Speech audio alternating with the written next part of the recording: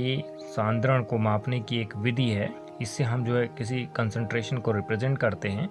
तो किस प्रकार से इसको परिभाषित किया जाता है, आइए जानते हैं। नॉर्मलता 1 लीटर विलियन में उपस्थित 1 लीटर विलियन में उपस्थित 1 लीटर विलियन में उपस्थित विलेय के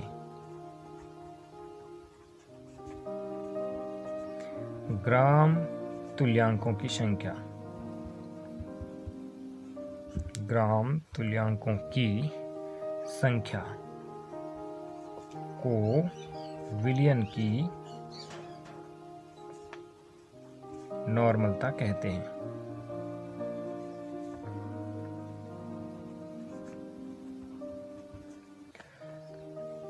The number of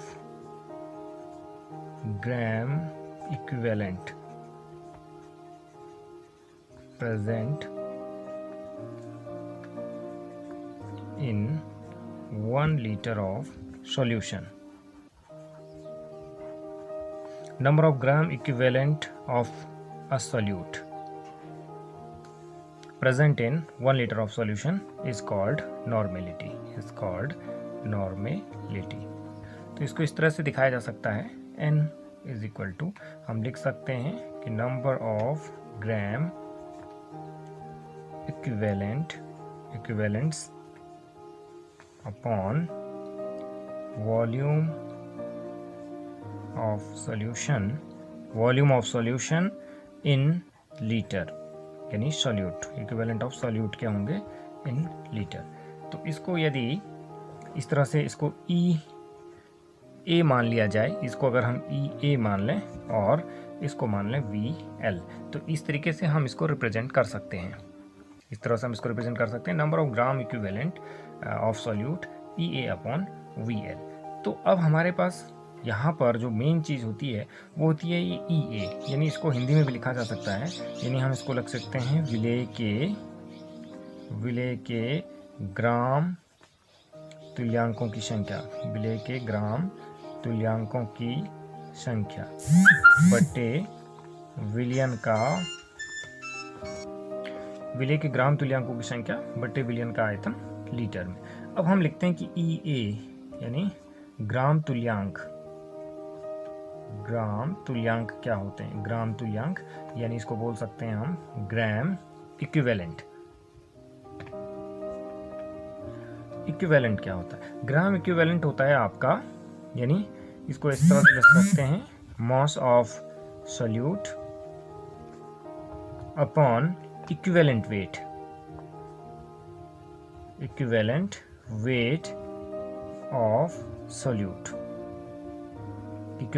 of solute, यानी मास ऑफ सॉल्यूट। तो हम इसको इस तरह से भी लिखा जा सकता है, EA को हम इस तरह से भी दिखा सकते हैं, EA is equal to WA upon EW,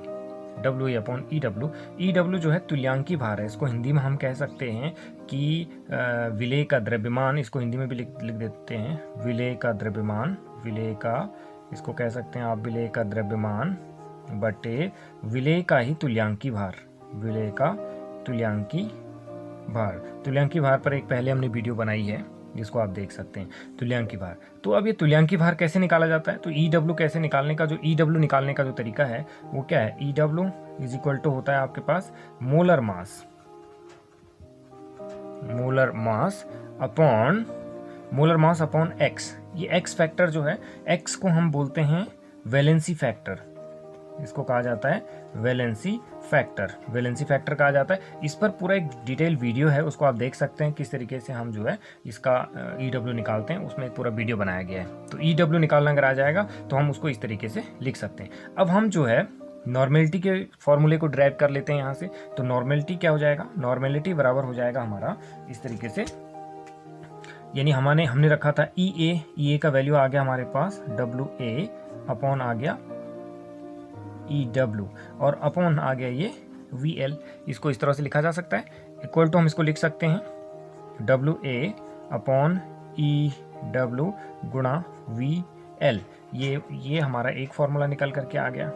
अब यहाँ पर वी इसमें अगर यदि इसको मिलीलीटर में लिया जाए तो इसी फॉर्मूले को इस तरीके से भी लिखा जा सकता है, WA/EW गुणा VmL, और यहाँ हम इसको मल्टीप्लाई कर देंगे 1000 से। तो इस तरीके से भी निकाला जा सकता है। ये फॉर्मूले हो गए आपके पास। एक फार्मूला हमारे पास ये आया, फर्स्ट फार्मूला हमारे पास क्या आया, ये फर्स्ट फार्मूला हमारे पास ये आया, ये फर्स्ट फार्मूला है इसके लिए। और दूसरा फार्मूला हमारे पास आ गया, ये फार्मूला आ गया हमारे पास लीटर के साथ, WA/1000/EW/VmL, ये फार्मूला आ गया। तो इस तरीके से ये नॉर्मेलिटी को हम जो है डिफाइन करते हैं। नॉर्मलता समीकरण, जैसे कि ये एक कोई हमारे पास विलियन है,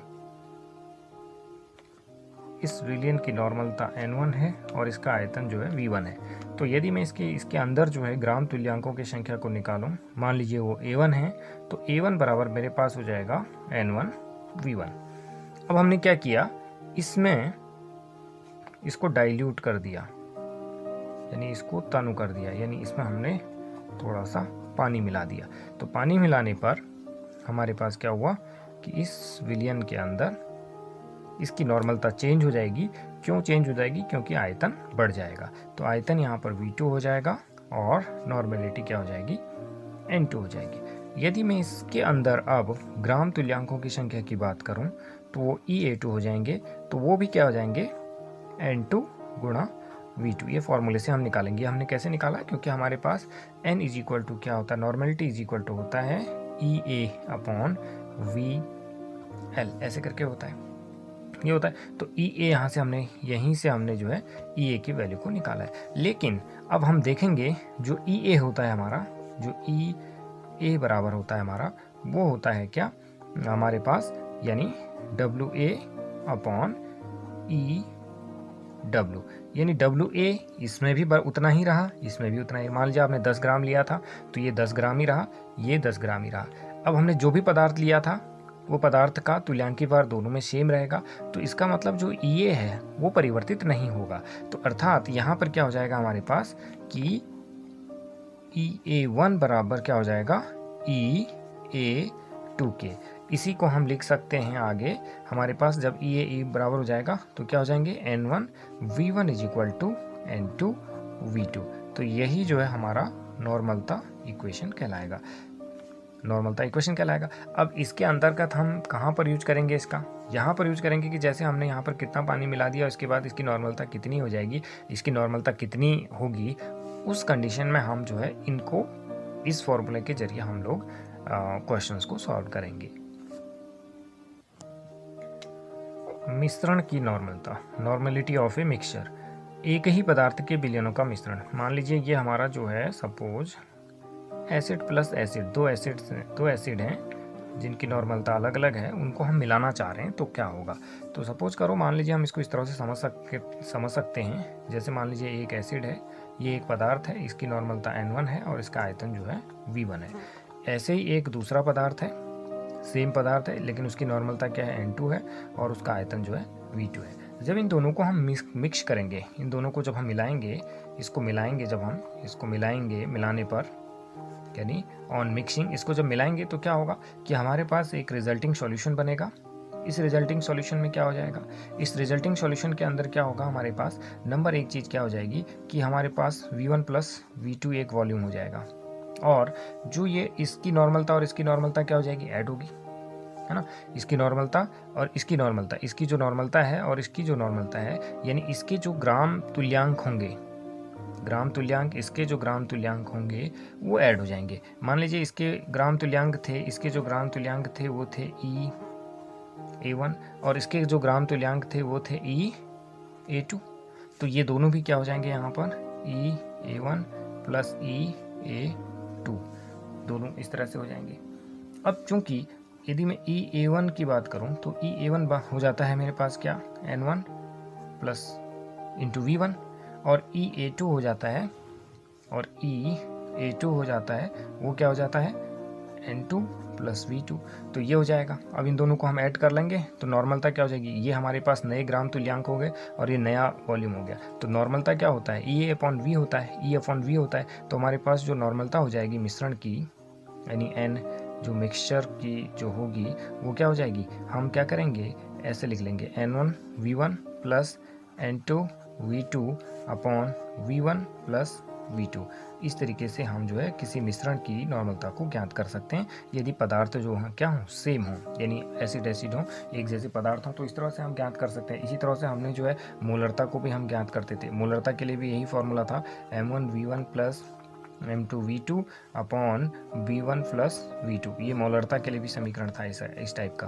तो हम यहाँ से मोलरता भी कैलकुलेट कर सकते हैं, इसी तरह से हम जो है नॉर्मलिटी भी कैलकुलेट कर सकते हैं। क्योंकि यहाँ पर नॉर्मलिटी जो है, नॉर्मलता जो होती है हमारी मतलब जो ई ए यानी ग्राम तुल्यांक, नॉर्मलता तो नहीं जुड़ेगी, ग्राम तुल्यांक जुड़ जाएंगे। ग्राम तुल्यांकों के जुड़ने से ये हमारा इस तरह से रिलेशन आएगा।